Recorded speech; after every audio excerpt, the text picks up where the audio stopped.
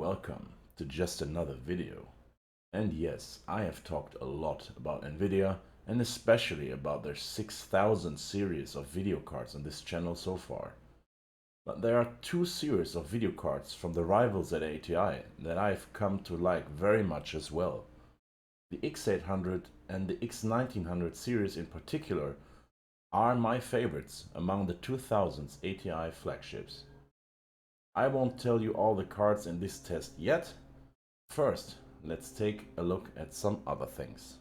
To be able to do all of this, we will need a motherboard to test all of these cards in, and what could be more appropriate than DFI's CFX 3200 DRG, a fantastic motherboard made by the well-missed manufacturer DFI and their LAN party range of products. This board features ATI's own Crossfire 3200 chipset, and it's a very nice collector's item to have. This motherboard is packed to the gills with overclocking and enthusiast features. If you were interested in overclocking in the 2000s, LAN party boards surely meant something to you. So let's put this old stallion to work and see what's what. The heart of this system, and to put some life into this UV active PCB, I will be using AMD's 2004 flagship CPU, the Athlon 64 FX55, clocking in at 2.6 GHz and a TDP of 104 watts. If you wanted the Clawhammer codenamed single-core monster in your system, which by the way is the glorious codename ever, you needed to spend 865 euros here in Germany, a whopping price to pay for the then fastest CPU on the market, beating even Intel's Extreme Editions. For system memory, I will be using the G-Skill 2GB kit that has some nice timings at 2.5, 3, 3 and 6, and I can use this opportunity to show you my horrible way of storing RAM modules and my CPUs as well. These are some nice memory sticks, and I would have sold my left foot back in the day to have a kit like that in my system. So let's put these golden nuggets in and go for the next part. Now let's start to take a look at the combatants of today's video. We will start with the X1900 Crossfire Edition featuring 512 megabytes.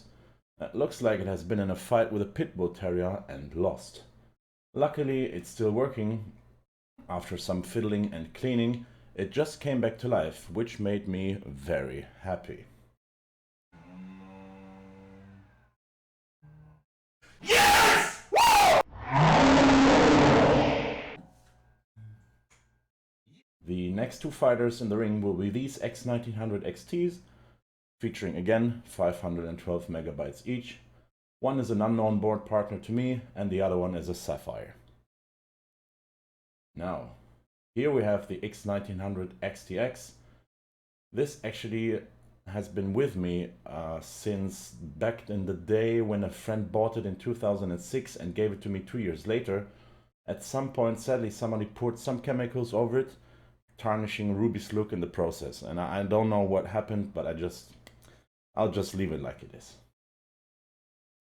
And now it's time for the first Pro variant card, the X1950 Pro with 512 megabytes again, GDDR3, which comes with the all-new internal Crossfire feature.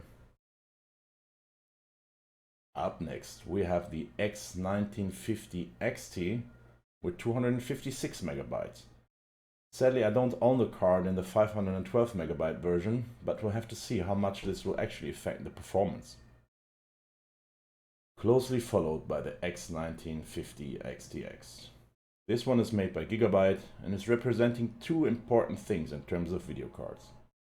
It has been the first GDDR4 based 3D accelerator, and at the same time it was the last DirectX 9 flagship ever made. While a year ago these cards were kind of findable on eBay and other platforms, all of the X1900 series cards are becoming increasingly rare and harder to find, especially the XTX variants. Therefore, I am very happy to have the X1900 and X1950 XTX here on the table. I had planned to benchmark these cards in more than just Doom 3, but by the time I had everything running, I was a good 20 hours in. This came as a result of the motherboard being really weird, refusing to boot sometimes, and other shenanigans. Then there's the lack of proper driver support for DFI boards, and so on and so forth. Since there were some people who really wanted me to benchmark these cards in Unreal Tournament and Far Cry respectively as well, I tried that. I can't really say why it is, but Far Cry ran, but it just didn't show up textures. I used old drivers, I used new drivers, I patched the game to 1.3, to 1.4, to 1.41 unofficial. I just couldn't get it to run. So please excuse the fact that I only have Doom 3 as a benchmark for you. So here we have the benchmark results, and as expected, at the bottom we have the X1900 Crossfire Edition with 71.9 frames.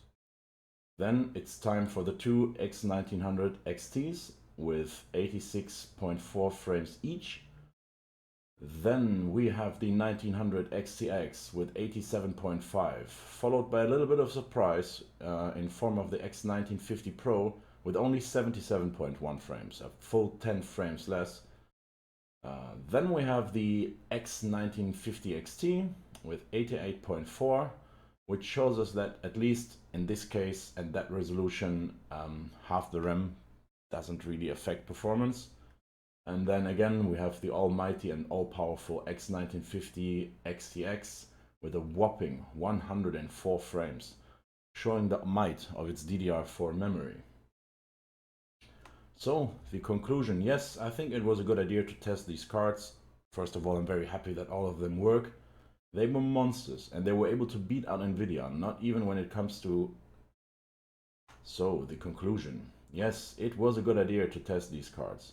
They were monsters, and they were able to beat out Nvidia not only when it comes to image quality, but also in terms of performance.